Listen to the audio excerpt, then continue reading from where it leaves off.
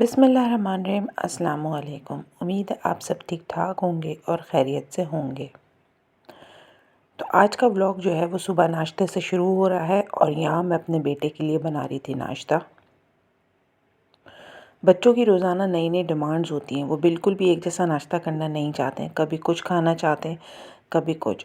जैसे कि मैंने पहले भी बताया कि मेरे बच्चे जो है वो अंडे बिल्कुल भी नहीं खाते, लेकिन आजकल अल्लाह का लाख लाख शुक्र है कि मेरे बेटे को ऑमलेट खाना पसंद है, और वो भी गरम गरम चपाती के साथ।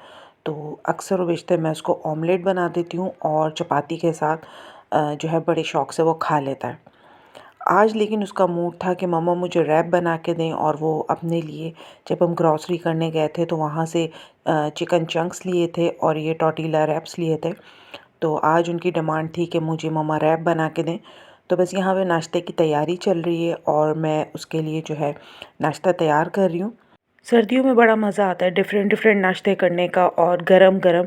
और जो वाइब नाश्ते की होती है ना सुबह सुबह, कि आपको गरम गरम चाय मिले और अच्छा सा ब्रेकफास्ट मिल जाए, तो सारा दिन जो है ना आपका बड़ा ज़बरदस्त और एनर्जेटिक गुजरता है। तो नाश्ता अच्छा, हमेशा अच्छा और हेल्दी करना चाहिए, ताकि सारा दिन आपका जो है बड़ा एनर्जी वाला गुजरे। क्योंकि नाश्ता करने के बाद हमने पूरे घर के कामों में लगना होता है, सारी चीज़ें देखनी होती हैं, 10 किस्म के काम करने होते हैं अपने घर के। तो नाश्ता जितना अच्छा होगा ना, उतना ही आपका दिन जो है ना हेल्दी गुजरेगा और एनर्जेटिक गुजरेगा। और जिस दिन नाश्ता आपने अच्छा नहीं किया, मतलब लेज़ीनेस रही आपके अंदर और एनर्जी भी लो थी, तो मतलब काम करने में भी दिल नहीं चाहेगा और दिन भी अच्छा नहीं गुजरेगा। तो नाश्ते को हमेशा अपना बहुत अच्छा और बहुत फैंसी करके खाना चाहिए, क्योंकि नाश्ता जो है ना आपके दिन की जो है ना एक क्विक स्टार्ट होती है, एक किक होती है, कि मतलब अच्छा, आप जैसे ही आपके अंदर अच्छा एक मील जाएगा, आपकी बॉडी उतनी ही ज़्यादा जो है ना वो काम करने के लिए और दिन का आगाज़ करने के लिए जो है वो एनर्जी वाली होगी। तो यहाँ पर जो है बस मैंने थोड़ी सी चीज़ डाल दी थी, सॉसेस डाल दिए थे, वेजिटेबल्स। उसने बोला कि मुझे खीरा खाना है, लेकिन अभी मेरे पास खीरा अवेलेबल नहीं था। तो मैंने यहाँ पे जो है बस उसको सॉसेस डाल दिए और चंक्स डाल के जो है, और बीच में चीज़ डाल दी थी मैंने।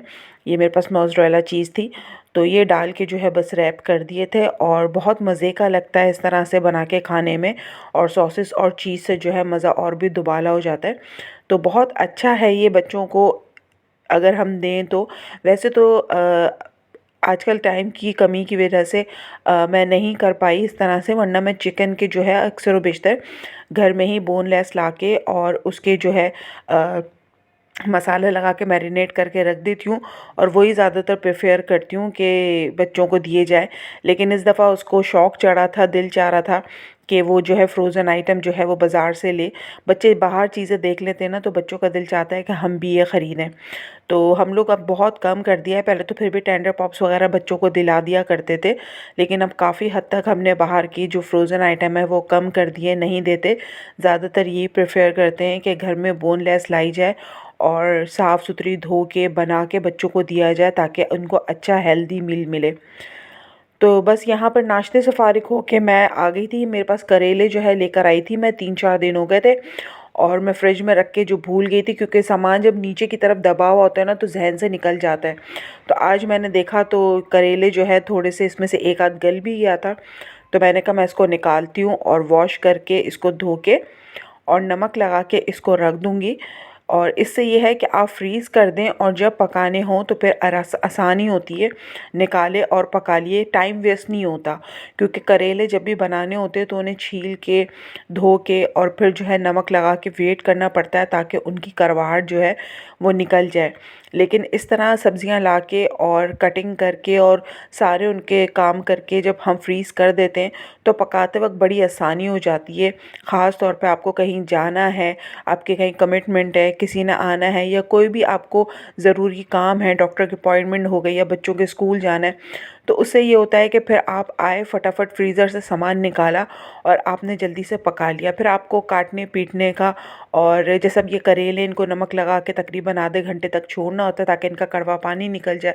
तो ये इतना लंबा जो है प्रोसीजर आपको फिर जो है वो नहीं करने की ज़रूरत पड़ती है। तो ऐसी चीज़ें अगर हम फ्रीज़र में रखें ना, तो ये हमारे बिज़ी स्केड्यूल में जो है ना बड़ी काम आती हैं कि फटाफट बस निकाला और हमने पका लिया, और टेंशन भी नहीं होती, जहन में होता है कि फ्रीज़र में कुछ ना कुछ पड़ा हुआ है, घर जाके बन ही जाएगा। वरना नहीं तो ये होता है कि अभी लाओ, पहले ख़रीदो, फिर लाओ, फिर काटो पीटो, फिर पकाओ।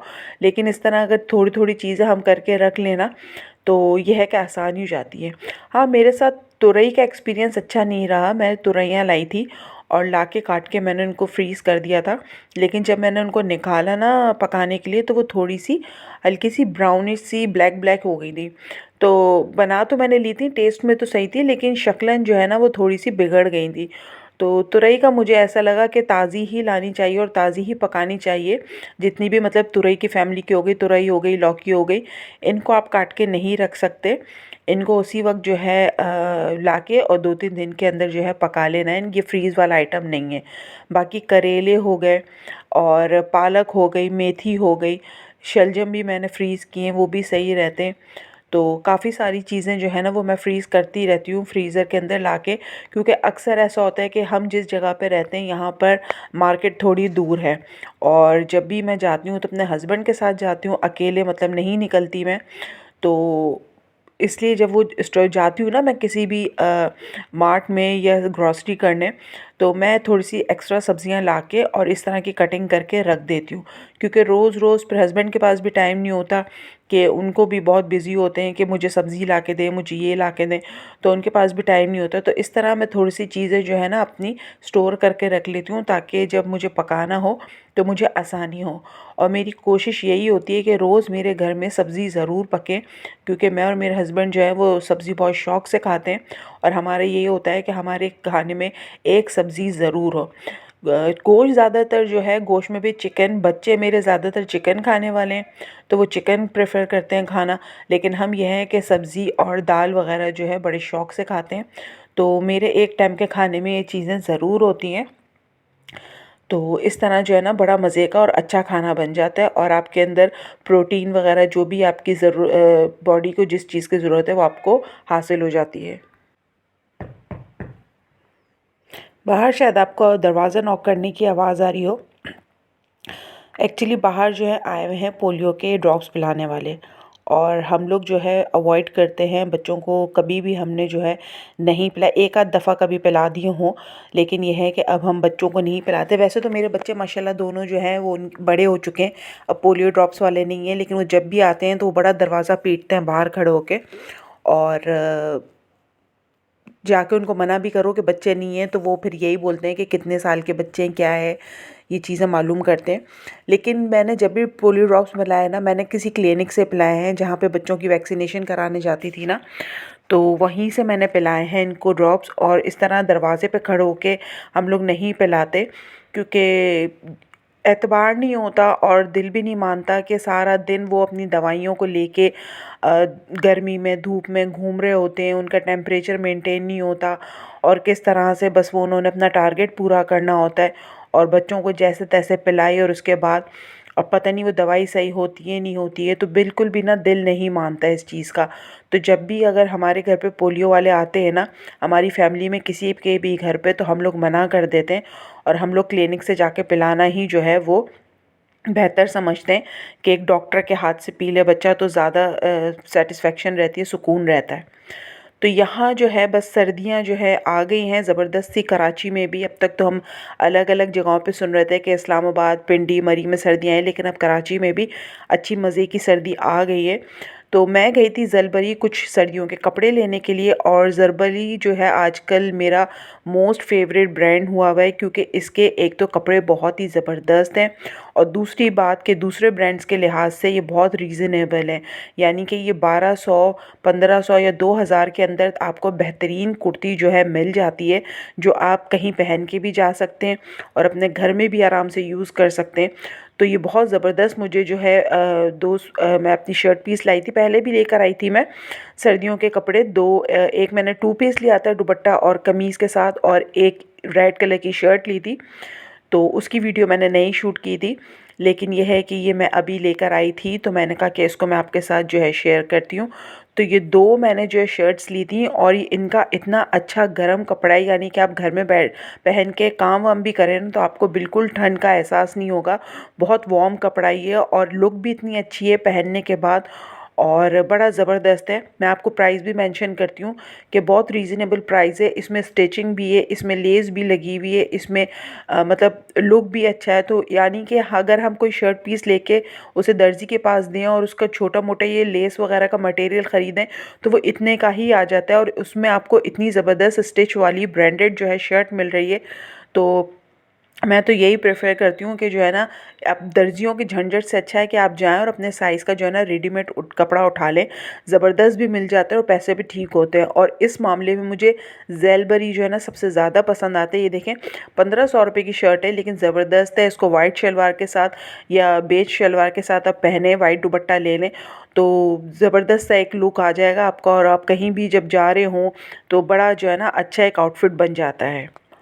और ये मैं एक लाई थी अपनी बेटी के लिए। बच्चियों के इतने प्यारे प्यारे वहाँ पे कुर्ते और ट्राउज़र्स वगैरह हैं लेकिन मेरी बेटी जो है ना बहुत ज़्यादा चूज़ी है कपड़ों के मामले में।